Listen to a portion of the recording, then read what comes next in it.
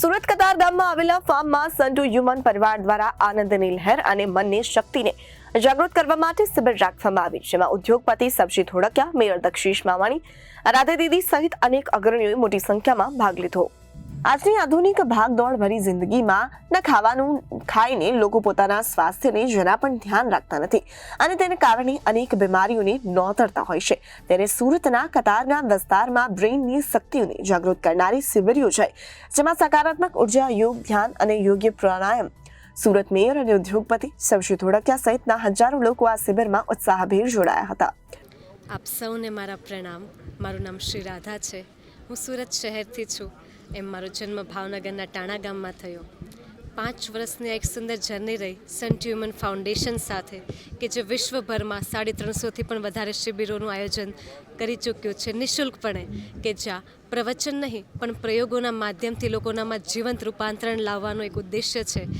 સાચું ભોજન, સાચું વ્યાયામ, સાચી ઊંઘ અને ધ્યાનના માધ્યમથી કે કઈ રીતે ભૌતિક શરીરની શક્તિઓનું જાગૃત થઈ શકે અને ત્યારબાદ આ મનની અનંત સંભાવનાઓ છે તેને વિકસિત કરવા માટે, આ ચેતનાની એક ઝલક આપવા માટે પૂજ્ય પરમ આલયજી, જેઓ પોતે ઇન્દોરથી છે, એ આ શિબિરમાં પધારતા હોય છે, જેમનો એક જ નિસ્વાર્થ ભાવ છે કે આ એક જગત, એક પરિવારની અનુભૂતિ કઈ રીતે થઈ શકે.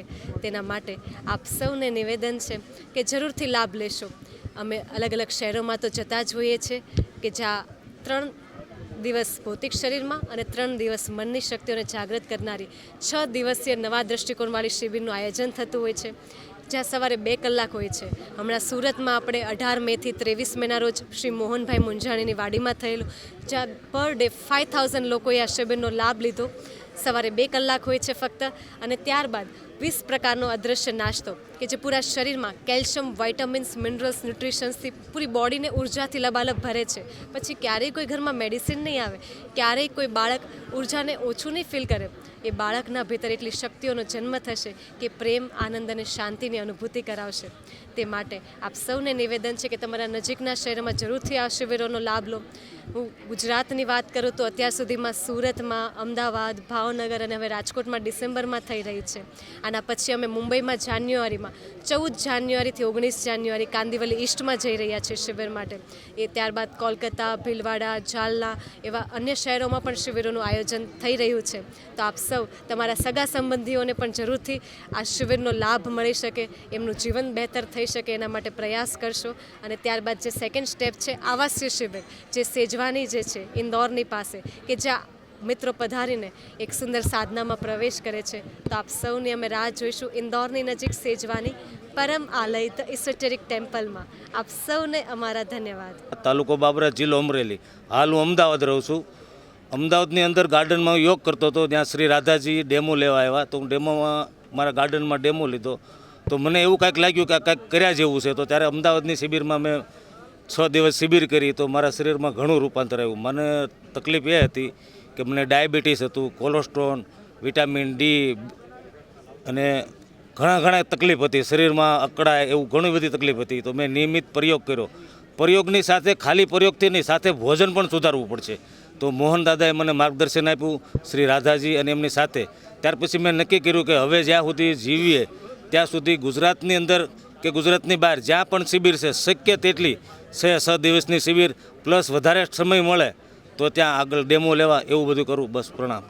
હું છેલ્લા 6 મહિનાથી આ શિબિરમાં જોડાયેલો છું. આમનાથી મને ખૂબ ફાયદો છે.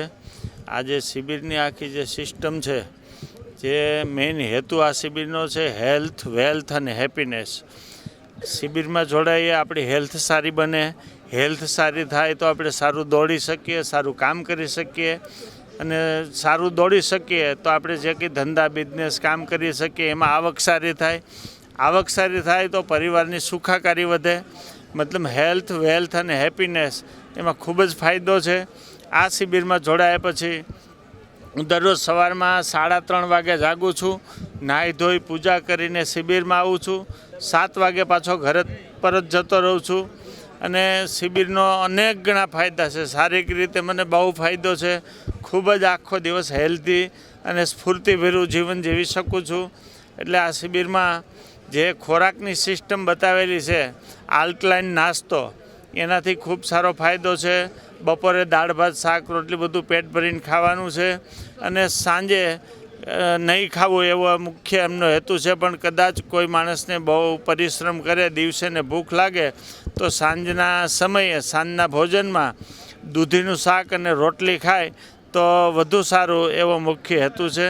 અને શિબિરમાં આવવાથી ઘણા બધા લોકોની ડાયાબિટીસ, બીપી, માઇગ્રેનની તકલીફ હોય કે બીજી અનેક જે કંઈ શારીરિક તકલીફ હોય એ બધી શિબિરના માધ્યમથી આ કસરત કરવાથી દૂર થઈ છે અને ખૂબ જ ફાયદો થયો છે. Reporter Arvind Rathod, Janadesh news, Surat.